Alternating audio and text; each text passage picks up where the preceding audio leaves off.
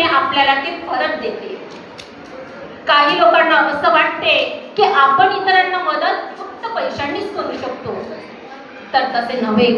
आपण इतरांना जर मदत पैशाने करू शकतो असं जर वाटत असेल तर तसं नाही हो. आपण इतरांना मदत आपल्याजवळ असलेले ज्ञान वाटून करू शकतो.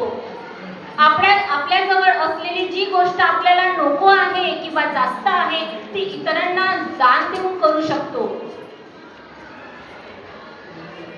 बघा, या जगात जर कोणी सुखी मनुष्य आहे असे जर वाटत असेल तो कोण बरं असेल? जो इतरांना आनंद देत असेल, इतरांची मदत करत असेल आणि दुसऱ्यांच्या चेहऱ्यावर उमटलेला हसू बघून जो आनंद मिळतो ना, तीच खरी श्रीमंती होय आणि तोच व्यक्ती खरा श्रीमंत होय.